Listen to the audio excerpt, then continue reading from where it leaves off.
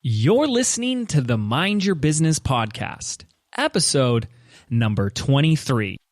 Today, we're talking all about meditation. What is it, how to get started, and best practices. So, stay tuned. Hi, I'm James Wedmore, and I've built a 7-figure internet business that offers the financial freedom to do what I want, when I want. And I'm the first to say that hard work and hustle are not essential ingredients for your success. So, how do you build a thriving business from the inside out? This is the Mind Your Business podcast, featuring myself and co-host Phoebe Mroczek. All right, hello, ladies and gentlemen. James Wedmore here, and we finished up what is now my hands down favorite episode thus far of the Mind Your Business podcast. This is an episode all about meditation. Now, I actually laughed when I had people talking to me, asking me questions about, James, how do you actually meditate? I've been doing it for a few years. I'm like, what do you mean, how do you meditate? It's really easy. You just close your eyes and go. And I started to realize that a lot of people really had a lot of questions around meditation. So I was like, okay, we're going to have to do an episode around that. I got that. But then through a series of serendipitous, synchronistic rendezvous, I got to meet up with one of the most fascinating gentlemen who's become a friend of mine that we actually brought on this call. His name's Chris Vaughn from Zero to Zen, to get his take on how to get started with meditation, the benefits of meditation, and really all the behind the scenes to it. And I'm saying this again, this was my favorite episode. When we got off the call, I went up to Chris, I was like, that was my ideal episode. It couldn't have been any better. And one of the reasons why it was my favorite episode is there's a part where I asked him what this whole thing is, this voice in our head, this monkey mind, right? That's always got opinions and judgments and thoughts and excuses and noises. It's always talking to you, right? You can hear it right now while I'm talking to you. It's talking to you as well. I got to compete for its attention. And he says meditation is what gives us the opportunity to quiet that voice down. But I said, what is that voice? What function, what purpose does it serve? And he gave one of the most beautiful answers I've ever heard.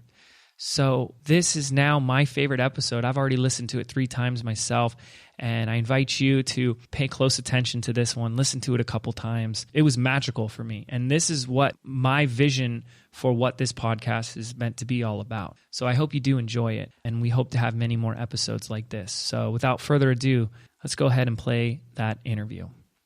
James, what are you doing? Phoebe, I'm meditating. James, we're on a podcast episode. That's right. And that's the topic for today. How's that intro? That was awesome. Yeah. We are going to talk all about meditation today. This is the meditation episode of the Mind Your Business podcast. I'm your host, James Wedmore. And I'm Phoebe Mroczek. And before we introduce you to today's very special guest, I want to talk to you about some of the recent studies, because there are a cornucopia, a plethora of studies, research, and information proving several benefits, many, many benefits to the practice of meditation. One of which is a study from UCLA that found that long-term meditators have better preserved brains than non-meditators, which is very fascinating. I don't know what a more aged brain really looks like, but they did find that evidence.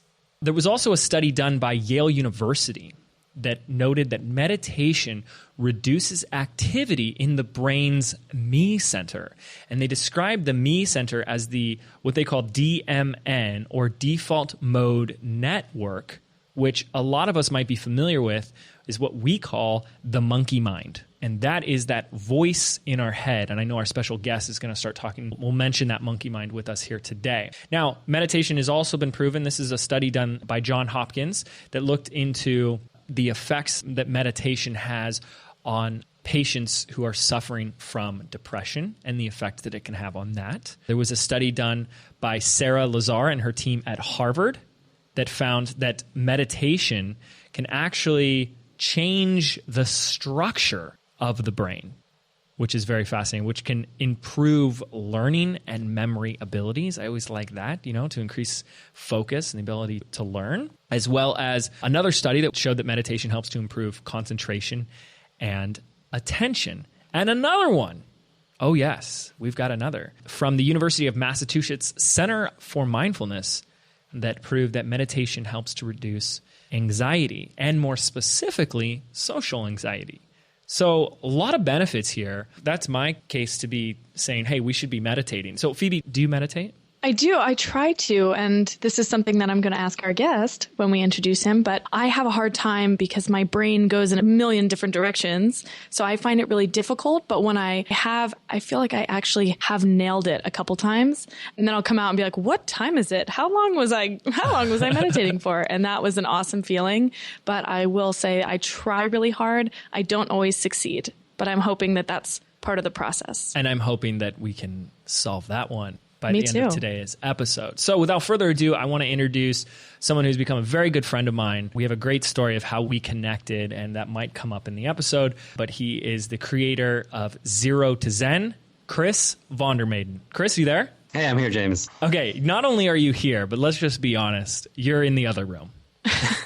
Let's just tell people the truth that Chris is actually here with me out in Laguna Beach, California. You know, we're like, oh my gosh, we got to talk all about meditation today and geek out about it because that's your thing. In order to make it work, we had to have him in the other room. He's nearby. So you guys can wave at each other. Yeah, I can almost hear him outside of my headphones as well, but not enough to distract me. So Chris, thank you so much for joining us and being here today. Absolutely. So I want to get right into it. I want to ask you some really important questions. The first one is, how do you define meditation? So to simplify it, because there's all kinds of books on meditation, there's so much information out there, but basically what meditation is it's becoming present. It's getting into the here and the now. Awesome. So I shared some benefits that are proven with studies from big research organizations. What would you say are some of the benefits? Like, why do we need to be present? What's the point? Well, so there's all the health benefits that people talk about. So there's the, getting rid of stress and anxiety. There's things like sleeping better. It's good for blood pressure. So there's all that kind of stuff you hear about. But for me, the real benefit and the reason why I meditate is to really just become who deep down I want to be. So it's connecting to that authentic heart, that authentic person that's there, that's wanting to live or has a very specific vision of the life he wants to live. So it's all about connecting to that person, connecting to that place, and being able to just live from that place. Awesome. So I love that. I know you have a great story for how you got into this world, and I want to make sure that before you share that story, I'm just curious.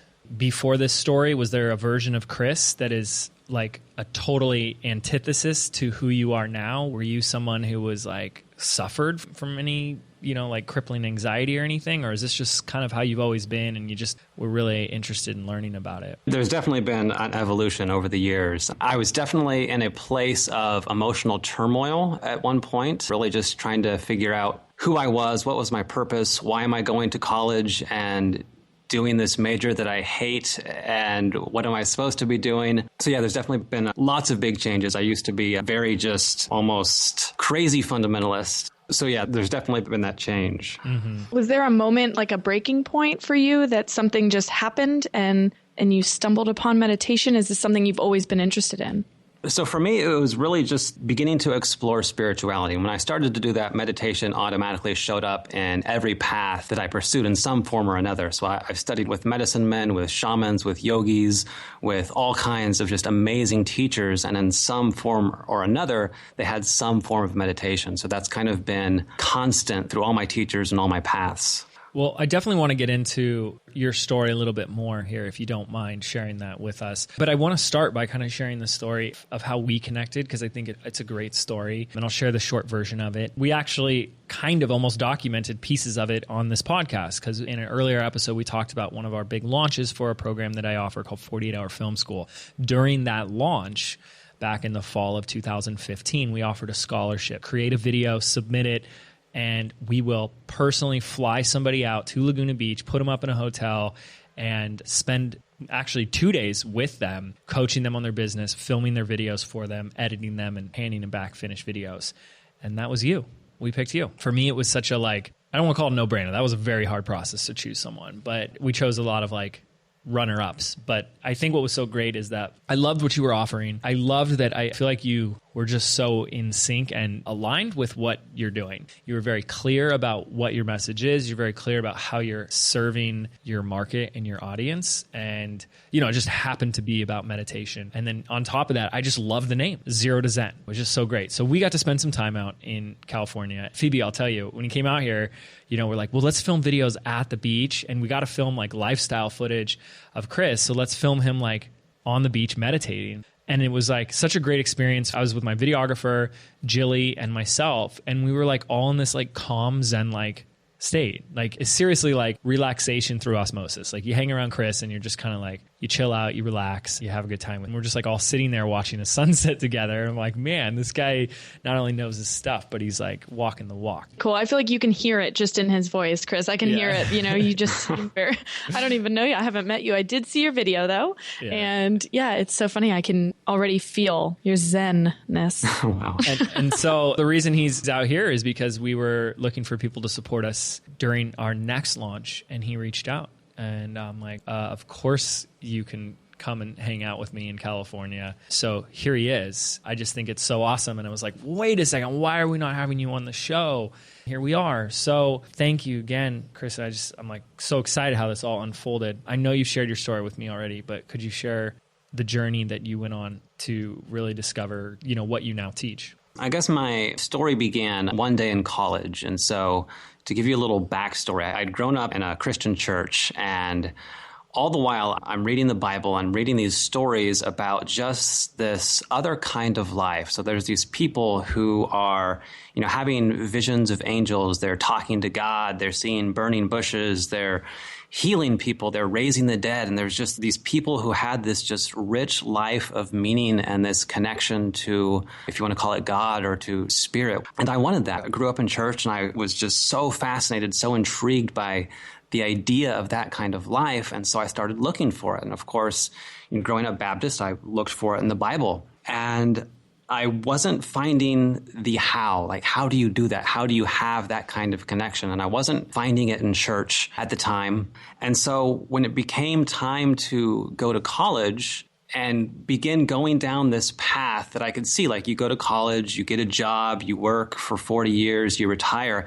I very much didn't want to live that life, but I didn't know what other life there was to live. And so going to college right away, I decided to become a chemical engineer because I had to pick a major, and that sounded like it had the highest starting salary. That's why I chose it, because all the majors were the same to me. So I had this just right away. I knew it's not what I was supposed to be doing, but I didn't know what else to do. And so this just feeling of tension grew and grew and grew until one day I just finally burst. I remember this afternoon, I just started screaming at God like mad because, you know, I wanted to, there's this verse in the Bible where Jesus says, sell everything you have and come follow me. And the feeling of that idea of just like becoming totally present, being led by intuition or, you know, the divine, if you want to call it that, but just entering that space just called to me so profoundly. And I was ready to do that. I just didn't know how. And so I'm yelling at God, like, you know, why don't you talk to me? Why won't you answer me? Why won't you tell me what to do? I'm giving up everything. I want to follow you, you know, but show me the way. All you have to do is give me a sign, something. I carried on for like 15 minutes, just like screaming, crying, yelling into my pillow, beating the bed, just, you know, just this big frustration. And after I had done that for a while, it was like I had just vomited all this emotional garbage out. And so after that, there was this just silence that fell. So I yelled all this stuff out, and suddenly there's this silence that envelops me. And probably for the first time in my life, my brain was just quiet. And in that sudden quiet space, I remember just feeling held, like cradled. And there was this presence that just enveloped me. And that's when I realized that, okay, there's something more going on. There's something more than just, you know, going to church, singing the songs and going through that kind of the routine I'd been going through. There was a much more real experience of a spiritual life. And so there's a whole, you know, another story after that moment. But basically that's what set me off to find, okay, how do I begin to experience this, you know, not just for this one moment, but how do I experience this all the time in my life? And so in that search. That's what ultimately led me to medicine men and the yogis and the shamans and the teachers, and basically almost 15 years of spiritual seeking before it all just started to kind of make sense. So I think the biggest questions I have is, I'm hoping you'll be able to share our listeners, someone who's maybe never meditated before. Maybe they're like Phoebe, like, yeah, I know I'm supposed to be meditating. I don't really know if I'm doing it right. How we can start and meditate better, but do we each have to go on a 15-year journey or, yell at God or something higher than us to start doing this? Absolutely not. So one of the really cool things that I didn't realize until years later was that day in my dorm room when that happened to me, and when I entered that just amazing stillness, I did that without any kind of, spiritual practices, or I had no, discipline of meditation, any of that stuff. So I went into this, what I would call just amazing experience of the moment without any kind of training. And so when you realize that that's already there, on some level, that's something we all know how to do. So, for example, if you've ever watched a movie and, if it's a good movie, then when the movie starts, your mind just turns off. And for the next 2 or 3 hours, you may not have a single thought. And you let go of all of your problems, all of your stresses, all of your concerns, and you just simply enjoy the story that's unfolding in front of you. And so that kind of feat, if that wasn't a movie and just we called that, just the present moment, if you could do that on cue, that's like a level of meditation mastery that people train for years to get to. But the truth is, we're already there. It's something that's built into us. So you don't have to train for 15 years. You just have to realize, well, what is this all about? How is it that we already do this? I love that. Phoebe, what do you think? That was a great answer. I feel like I was really hoping you were going to say it wasn't going to take me 15 years to figure all this out. So excellent on that. I love that it's already built into us and we just have so many distractions. And so my question is, how do you get started? How do you teach, your clients? How do you tell people to get started? What's the first step to being able to quiet your mind? The very first thing is I tell people they need to find their why. Why are you meditating? And there's actually, this question in itself becomes a meditation. It becomes a journey because it's not just the first answer. So a lot of people, when they meditate, they'll say something like, well, I know I should, or, I want more peace.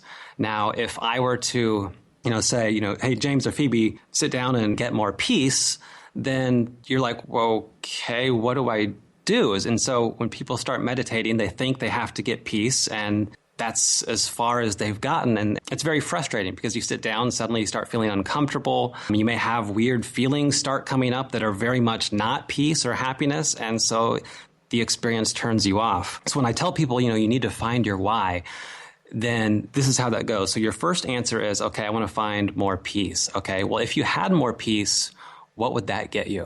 And so then this requires a little more thought. So they'll go within, okay, well, if I had more peace, I'd stop worrying so much about my job. Okay, and then take that to the next level. Okay, if you had that, if you were to stop worrying about your job, what would that get you? Well, then maybe I'd be more confident. And so, okay, well, if you were more confident, what would that get you? And then each time you go through this, it gets a little bit deeper and you have to search a little more. But then, so for me, it's like, well, if I were more confident, I'd start writing that book. I'd write that book that I long to write. Okay, if you wrote the book, what would that get you? Well, if I wrote the book, then, what I really want to do is help people. And so when I went through that process and eventually found, for me, the reason to meditate was so that I could help people. Once you have that clarity, that becomes kind of your highest vision of yourself in that moment. So for me, to get to a space where I can truly help people, that means letting go of everything that's getting in the way of that. And so now when I sit down to meditate, knowing my why, I have something to do. It's let go of everything. Let go of the doubt, let go of the worry, let go of the trying to figure out how, let go of any kind of emotional or ego stuff that's getting in the way of me just being this space that can help people. And so the first step is always really get clear on what you're doing. That way you have a destination.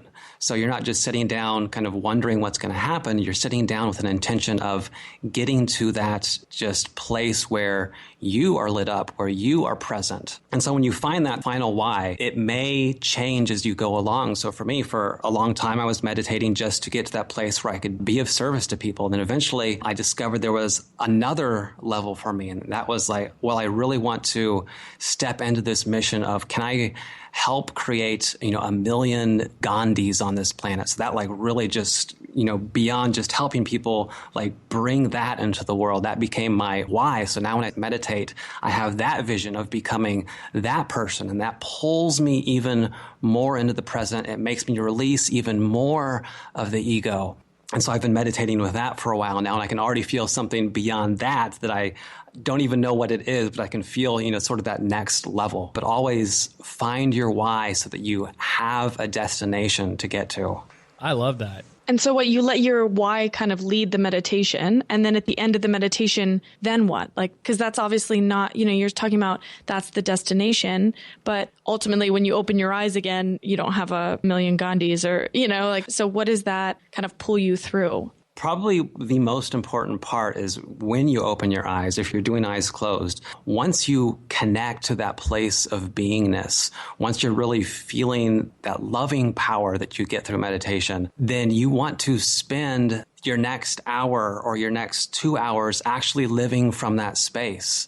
And so when I meditate in the morning and I connect that place, then if I meditate for, say, 30 minutes, I'm going to make sure I spend at least the next 30 minutes or an hour actually creating, whether that's writing my book, whether that's, working on a course, whatever that is for me, it's then putting into action the beingness that you find, because the real goal of meditation is to live life from that place of being. So this is fantastic, because I think one of the ultimate questions I wanted to get to was, we can learn how to meditate, we can understand the benefits of it, we can start practicing it. But I always want to ask that question. How does this relate back to the entrepreneur and the business owner? And I think you just nailed it, like hit the nail right on the head. And that's what I find myself doing, is that whenever I'm needing to create, whether it's write that email or that blog post or whatever that, takes something of us, the meditation right before that is the thing that like is the work before the work. Mm-hmm. And I love that. I think you could even go deeper with that too. Like, I feel like if people are procrastinating on something they know they need to be doing, or they feel like they have a writer's block, like, don't you think it's like the answer is like, well, just go meditate for a little bit? For the longest time, I would hear these quotes like, the most important thing you can do is meditate. And if you don't have time to meditate, then you should meditate for even longer. And I never got that early on. But then like once I understood the point of it and, putting that place of beingness into action, then the most loving thing you can do, whether it's for yourself or for your family, for your business, for your community, for the world, is to take that time and get to your heart, get to your soul, whatever you want to call that place. That's the most important thing you can do. And then from there, begin taking those next steps. Yeah. I love that. Okay, here's what I want to ask you now, Chris. You briefly mentioned it. I love the analogy of the movie. I'm a huge fan of going to movies, and it's probably because I love, after like long days of working, to be able to just shut off the brain. And, I grew up making films and going to film school, so I, very much love it. But there's that mind that we talked about. What is the monkey mind? And not only what is it, I am so fascinated and curious of why is it there? What role does it play? And these are deep questions I'm throwing at you, but I'm sure you've asked these questions yourself over the years. To answer that question, I'm going to have to tell a story. Before I tell the story, a lot of people that talk about meditation talk about returning to this childlike state, this childlike place of freedom, enjoyment. And when you think about kids, they'll play cowboys and Indians. They'll play, the doctor and the sick patient. And so they can be anything, and there's no judgment there. They have all this imagination. They have all this unlimited energy. And so that's, in some ways, meditation is returning to that just place of freedom. And so I'm going to tell you a story about where the monkey mind comes from. And this was back in 4th grade for me. And this is the day that I became shy.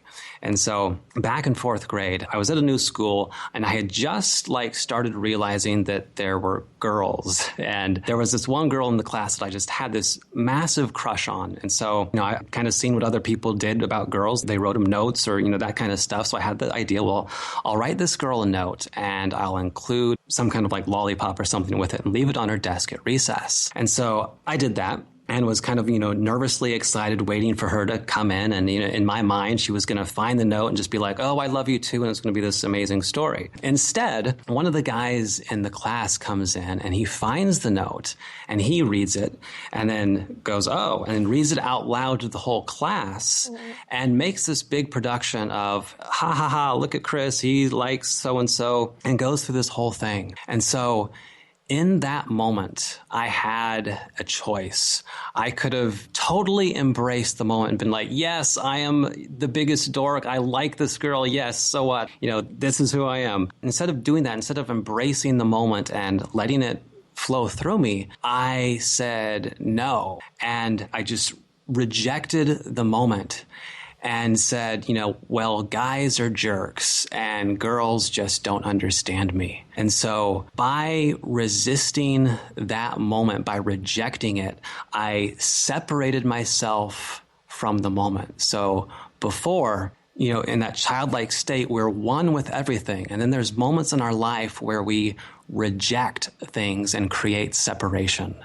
And so when I created that separation, I also created this judgment on guys are jerks, girls don't understand me. And so with that now layer that I put on reality, that label of guys and jerks, then I became a shy person because, why would I talk to guys? Because they're all jerks. And, how am I going to talk to girls? Because they don't understand me.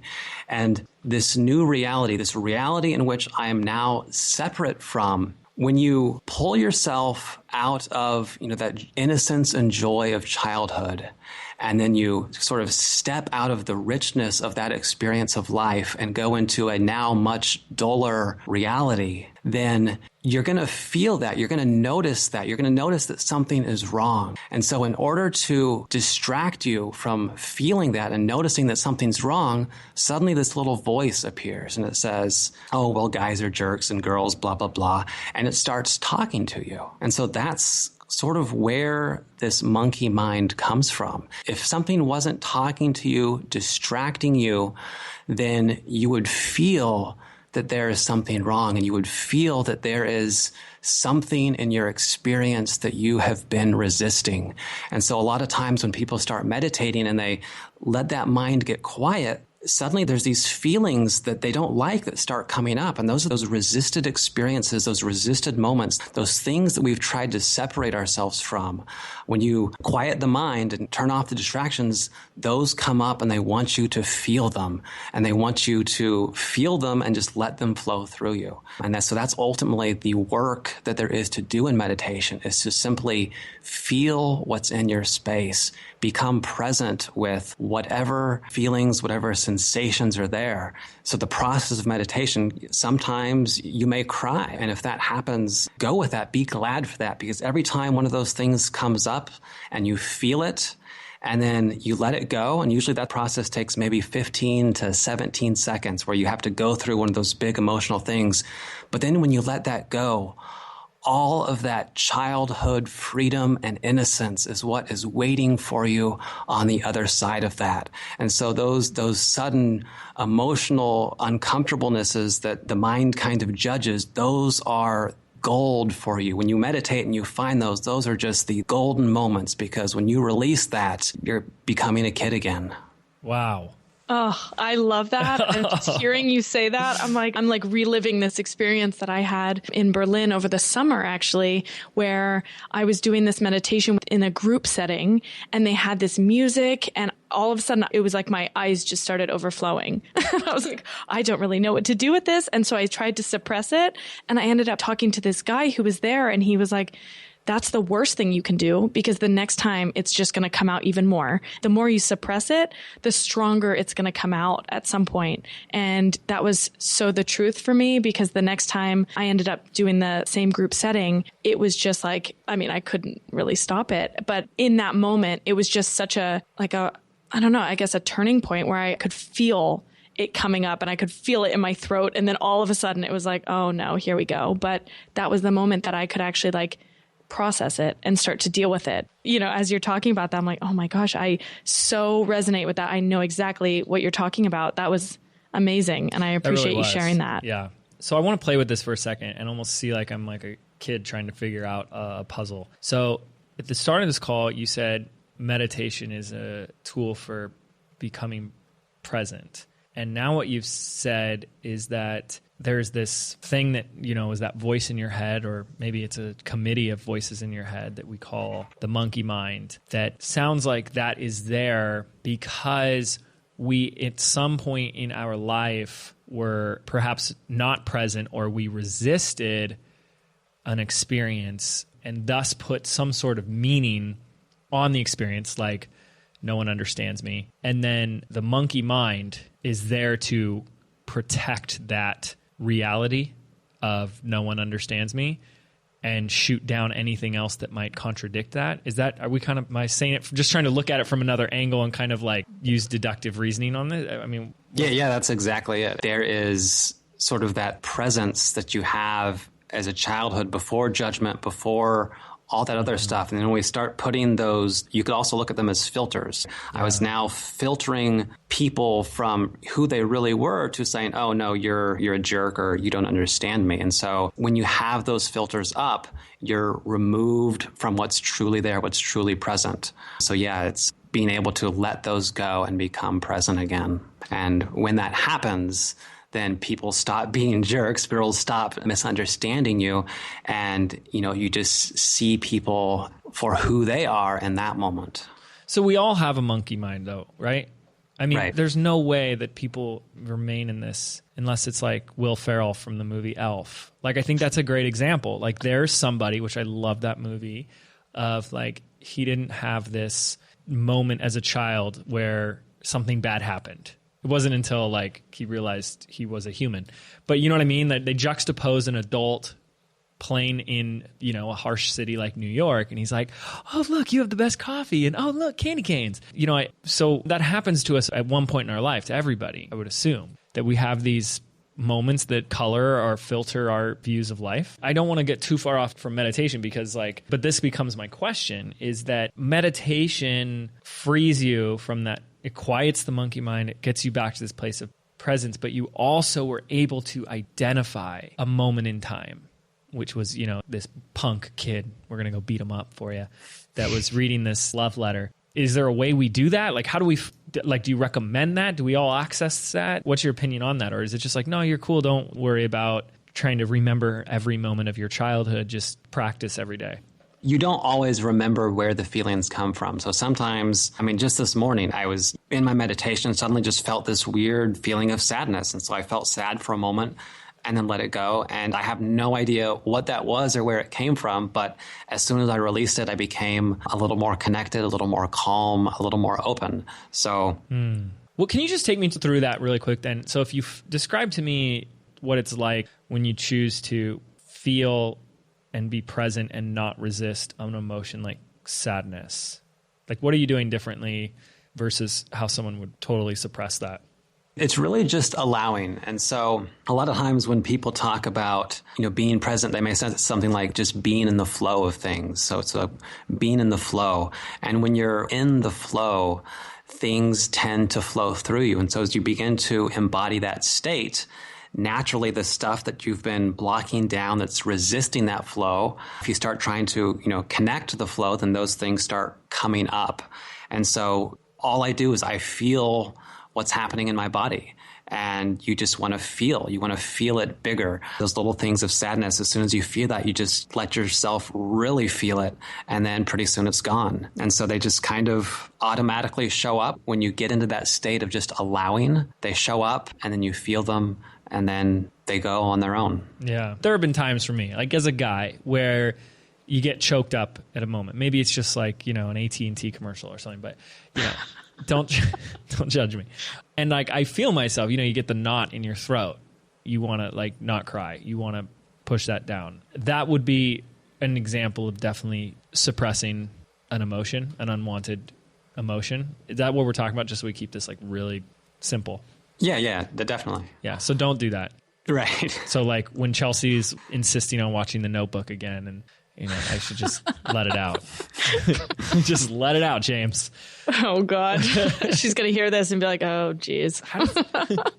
Well, my question was, so I see that like meditation is kind of it seems to me like maybe a sort of like therapy as you're going into it. Is there any point in going into a meditation as part of your why being to deal with a certain issue, for example? Like, could you go into a meditation with the intention of getting over something or getting through something or kind of dealing with a past experience? Or is this just something you kind of go in with your bigger why and then see what kind of pops up? So you can bring an intention into any meditation. So if you did have something like, say, I'm nervous about giving a talk on stage or something like that, then when you go into your meditation, you can just kind of, put yourself on stage in front of people and just feel what's going on in your body. Feel your resistance to being seen or to stuttering or to being heard or, whatever is coming up. Just feel all that. Give yourself permission to just feel the nervousness, feel the fear. A lot of times when people have this stuff, they start resisting being nervous and they start resisting that fear, and that just makes it worse. And so if beforehand you just feel the nervousness, feel the fear, give yourself permission to just completely embody it, then eventually that too just kind of flows out of you. Awesome. So our next webinar or something, I will be meditating right before. Exactly. Yeah. Before our next podcast. Phoebe talked about in one of our episodes how our first time we were recording, she got really nervous and went into the restroom and gave herself a little pep talk. It was great. You can do it. You can do it. You got this, Phoebe.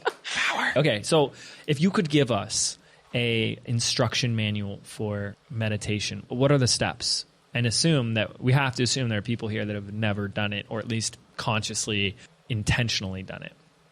So the first thing I always recommend is first find your why. Find out why you're about to go sit down for 30 minutes or an hour. What is that final why, that ultimate why for you? That way, so once you start the practice, you have a destination. And then the next step, just like we talked about enjoying the movie, how we can just kind of turn off the mind and be pulled into this unfolding story and just watch it. That's all you really have to do, is kind of just take a step back from yourself and enjoy what's happening in your mind, enjoy what's happening in your body, enjoy the feelings that are coming up. But just remove yourself a little bit and watch and enjoy. It's just like watching a movie. You're watching yourself, you're watching your ego, you're watching whatever you want to call that. I mean, you can add in all sorts of complications, and people, do that. There's purposes for those, but in its simplicity, you just sit back and you're enjoying a show. But it's your show. Right. Because there's a difference between enjoying the show versus like you're not creating the show, right? Like you're not closing your eyes thinking about what you got to do after this is over. Right. You're just enjoying the show that's present. So whatever thoughts are coming up, whatever emotions, whatever bodily sensations. Okay. Do you ever find yourself like, okay, I think I'm about 5 minutes left in doing this, and then after that I got to go do the laundry, and I'm like, yes. Yes, I do. Yeah. So is that still meditation? Is that not enjoying the show, I guess?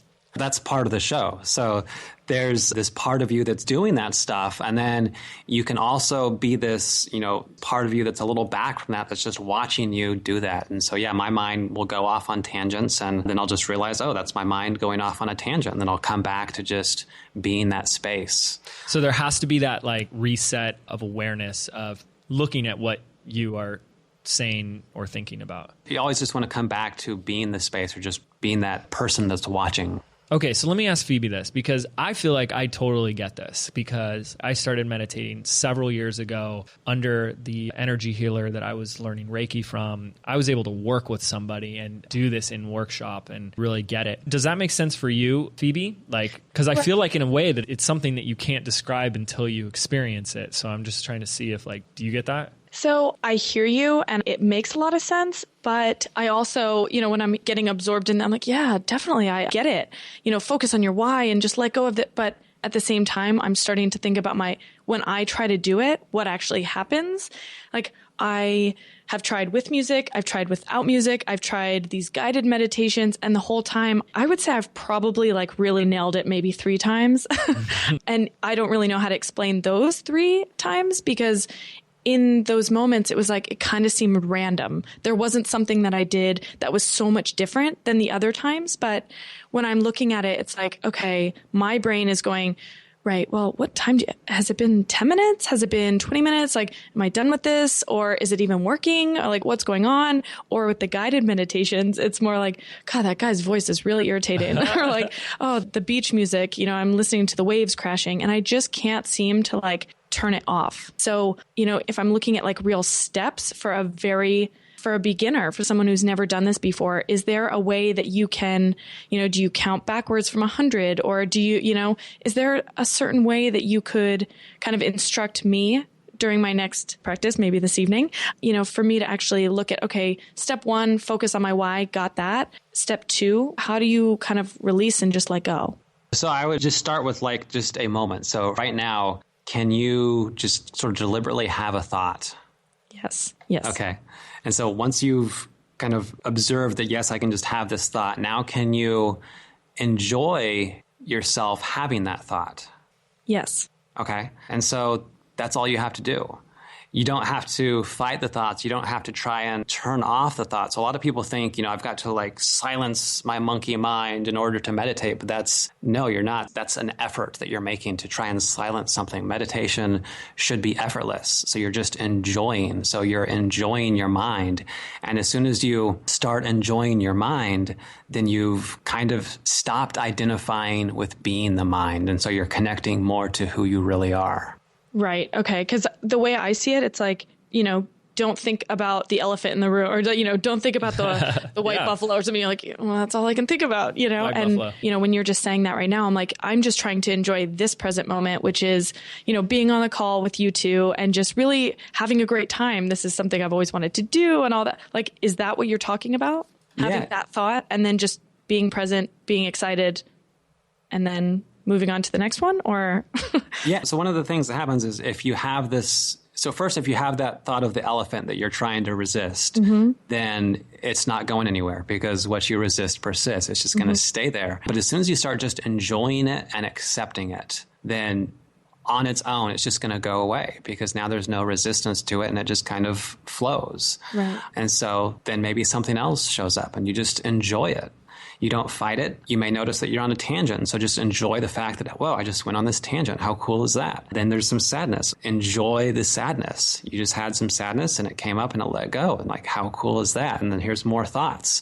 I've got more thoughts. This is great. This is exciting. How wonderful. And you just keep enjoying whatever is present for you. Sometimes that may be the mind. Sometimes that may be my body feels uncomfortable. I want to move and just enjoy that whole process. Yeah, I feel like that helps me a lot because the way that I have always done it is like, you have to quiet your mind. And the second that everything goes quiet, that's when you really hit that, peaceful moment. And that's just something that is really challenging for me. So if I can take it more, not so much as quiet your mind and don't have any thoughts, but more enjoy the thoughts that you do have, that kind of puts me at ease. And I feel like that is something that I can commit to and something that sounds a lot more enjoyable to me. And I think that when we hear that, like you have to quiet your mind in order to meditate, I think we're putting the cart before the horse. And I'd love Chris to confirm this, but I feel like when you do what Chris is saying, which is acknowledge and accept and just observe the thoughts, it then creates a more of the quieting. But it's like you have to do that first. It's almost like, well, let's let the brain or the mind say what it's got to say and let's hear it. And then when it's done talking, you'll know. Yep.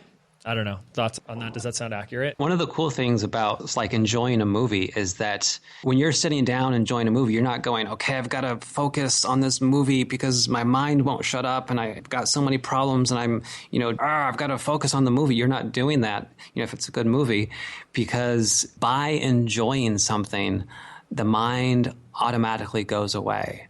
And so if I just enjoy my mind, pretty soon the mind gets quiet. If I enjoy just what I'm feeling, again, the mind gets quiet. And you don't have to meditate with your eyes closed. You can just, sit down or go for a walk and just enjoy whatever you're looking at. And you'll find that if you do that, then you just enter this place of stillness and the mind quiets without you having to wrestle with it or anything like that. You're just focused on enjoying. So this is great, Chris. I have another question which you kind of also have touched upon, but we just want clarification.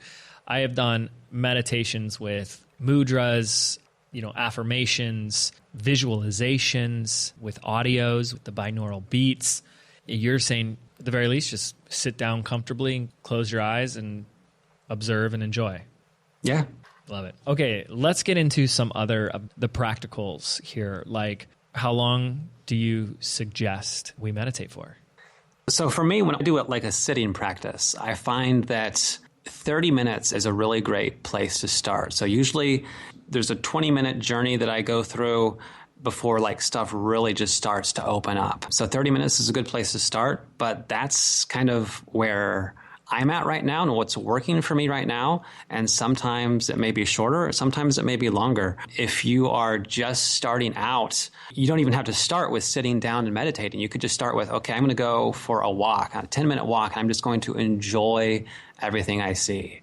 And so it's really weird to think that we need to practice enjoying things, but we kind of live in this hectic, stress-filled life where we're not doing that. And so practicing enjoyment, that's where you get all the benefits of meditation, the release of stress and anxiety, all that stuff comes by enjoying. And this is something that we need to give ourselves permission to do. It's okay to just enjoy being in your body, just enjoy being on a walk or wherever you are, that you can just let go of all these problems, because all these problems are problems because your mind is telling you they're problems. But when you let go of the mind and just enjoy, then the problems disappear. I love that. How frequently? Once a day? 30 minutes? So for me, I do a seated meditation once a day. But then for me, the real goal of meditation is to just enjoy life, is to live meditatively. So live in that state of constant enjoyment. So this is where that mindfulness comes in. And I try to be in that state of enjoyment as much as I can. Mm-hmm. I love that. That was going to be my question, is like, what's, for me, looking at like what's going on with me and how I haven't mastered this yet, like what's on the other side of that? Like, what does your life look like? Are you just enjoying, obviously not all the time, but are you enjoying the present moment all the time? I love the live meditatively. That is such a cool thing to strive for. But what is on the other side for people that are looking to get into meditation?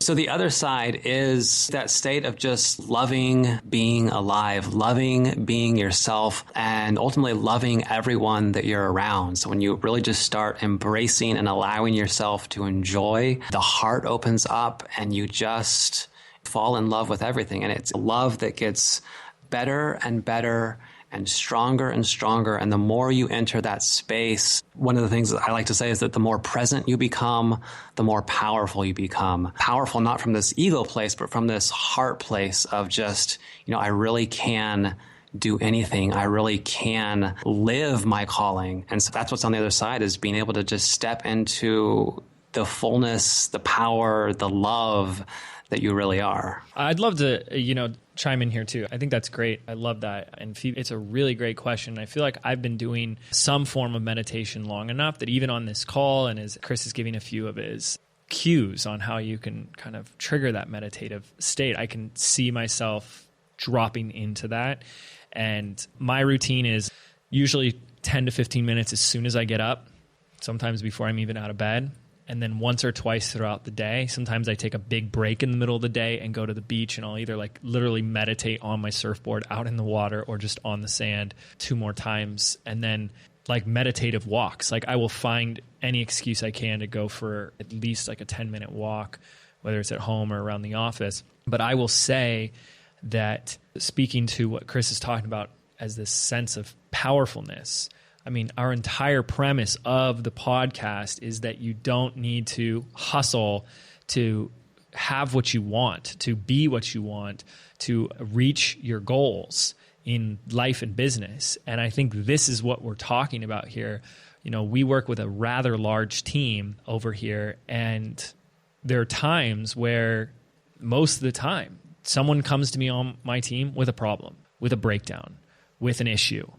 and you approach it, or I approach it with this sense of there is no problem and there's just a creative opportunity that awaits us. And I don't know what it is. We've had like 3 or 4, we're in the middle of a launch right now. We've had 3 or 4 like kind of big issues that have come up. One of which is that our videographer, I just like laugh at this, filmed all our videos for the launch and the hard drive crashed. Oh. The entire hard drive with all our videos. And it took 5.5 days of filming and the hard drive crashed. And I was on my way to LA in the car and these videos were due today. And this was 2 days ago. I kept my calm. Brandon kept his calm. We both know this. Like, we're going to stay in the solution. We're committed to anything is possible here, and we're going to make it happen. You know, long story short, everything worked out. We were able to send the hard drive to a guy. He, you know, it cost money for him, $300, but he retrieved all the footage. We got up on the due date, and we came from the not reactive, not like, oh my gosh, I knew this launch wasn't going to work, and why didn't it do it? You know, and it's just like, we got this, and it's fine. And another one is Brandon has, we're in the middle of a launch, and Brandon has jury duty tomorrow. And I'm laughing at it. Like, I'm coming from this place of like, it's hilarious to me. And we're both like, he's even more so. He's like, I'm going to get out of it. Like, it's going to be fine. Like, I'm not worried about it. Business is a series of breakdowns and problems. Business is the business of solving problems, both for your audience, your customers, and inside the business. And the better we can get at just being with a problem and staying open to a solution and looking for the opportunity, the more effective that we're going to be. And this is something I've lovingly had to show Chelsea as she came into this business. I hope she doesn't hate me. She listens to every episode and gives me wonderful praise and feedback. She came on, you know, as like, we're partners in this. And she started seeing things and being like, oh my gosh, like this is bad. Or oh, wait, what? You can't let that in. And I'm like, hey, you know, business is a series of problems and they're never ending. And there will always be a solution for this one, and that's going to solve itself. And we'll take care of that. It's never ending. I mean, doing this for 8 years, and a week doesn't go by where something doesn't happen, where something doesn't go wrong. And everything that Chris has been talking about last hour, if we even just relate it back to this little thing that we call building our business and owning a business, like the sense of peace, control, power that it gives us to realize, as he said, that there is no problem. There's only an opportunity. There's only a new direction, a new possibility that awaits you, can give you so much peace of mind. And that's what I'm talking about when I say drop the struggle that we all want. Oh, the struggle's real. It's not real. That's the freaking most hilarious thing. Like, that's this cliche, you know, struggle's real, bro. It is so inaccurate of a statement. Like, the struggle is the illusion. And I think Chris has done such a beautiful job to communicate something that we all hear all the time. Gotta meditate. You always should be meditating. Quiet your mind, blah, blah, blah, blah. In a way that I know I got on a deeper level of like, oh, got it. And I'm just so happy we got you on here. You can tell I'm a little passionate about this stuff.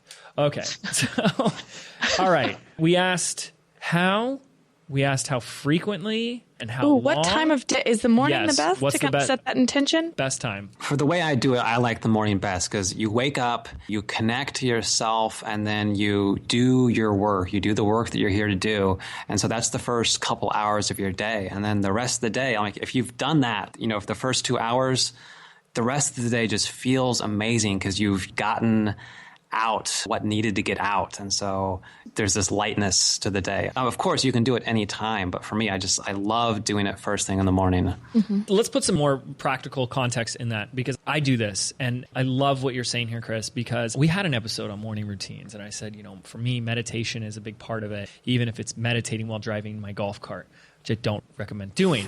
But I'm like being present and just enjoying it. And I really do have that experience a lot where it's like this, what the day is asking of you, and starting with that first and creating from that first. And I discover all the time that you're like, in 2 hours, you've accomplished whatever it was that the day asked of you, or whatever you are needing of yourself. And like the rest of the day is like, okay, I'll just go check some emails and, you know, check in with some people and I'm good. But you did that thing that was your passion or your calling or your gift or your moment of creation. And what if we all ran our businesses that way? Like, what if every day we're doing this morning routine, we're doing this meditation where we are doing what Chris is saying and enjoying whatever's going on with ourselves till this point where we really feel this sense of elation and presence and joy and gratitude. And then based on what we feel compelled to do that aligns with what we're up to, what our goals are, what we're creating, we start with that first, that most important, most significant 5% of activities that's going to move our business down the line. And we do that. We're not scheduling calls or interviews or whatever in the morning. We're making that sacred time for the first 2 to 3 hours of our day. I would challenge everybody listening to start running their business or, their daily life from that place and just see what happens. I don't know, just my thoughts. That would be awesome. I'm just kind of in the moment right now being like, what would that be like for me to do that, for everyone to do that? And I've also been doing something where, James, I know that you talk a lot about like playing in the question and all of this.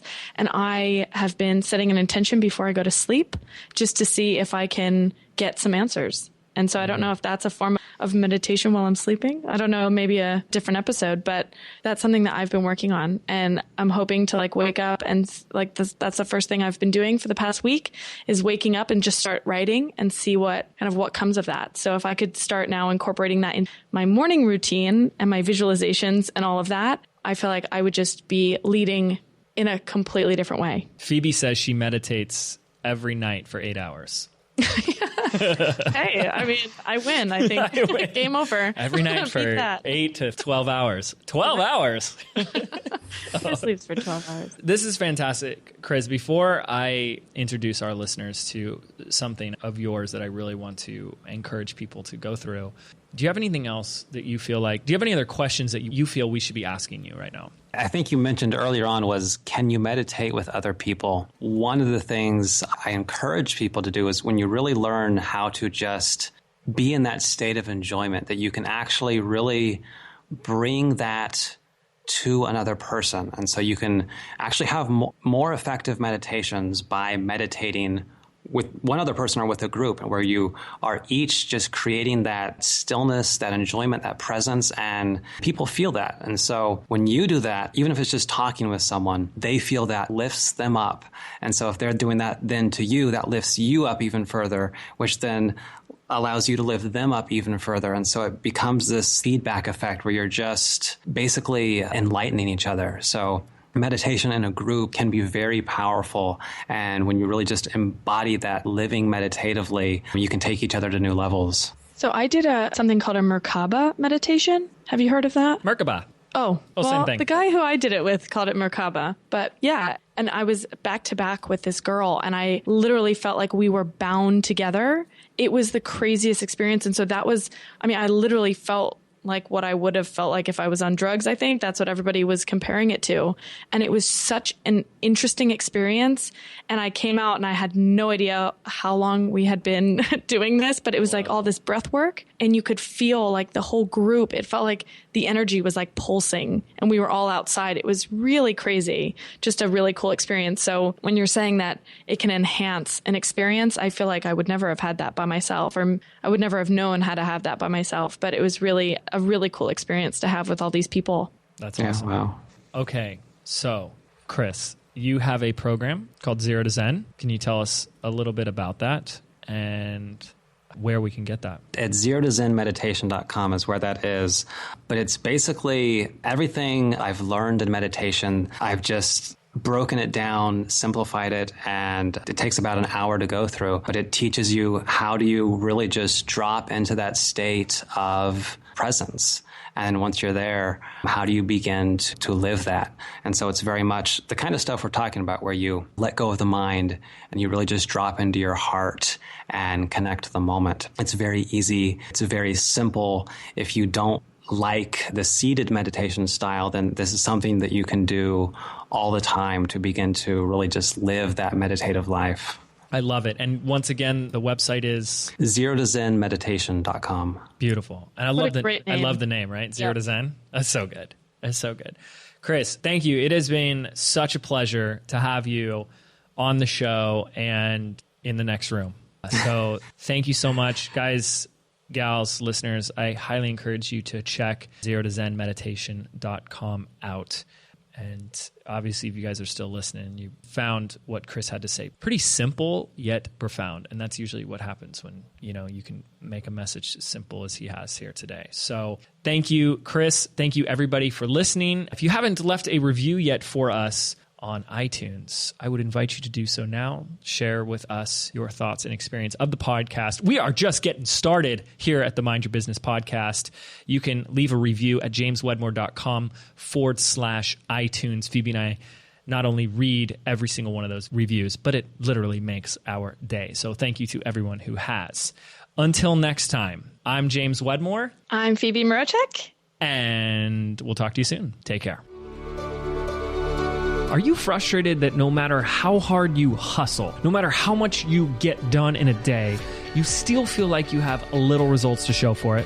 Do you feel like you're doing everything right, but there's still something missing? Well, what if there was an easier way? What if your business could be fun, effortless, and profitable? Phoebe and I have put together a free audio MP3 for you, compiling the 77 business affirmations for creating success from the inside out. And we want to give it to you absolutely free. This is your chance to rewire your brain for bigger results in your life and your business. To get instant access absolutely free, simply visit 77affirmations.com. That's the number 77affirmations.com.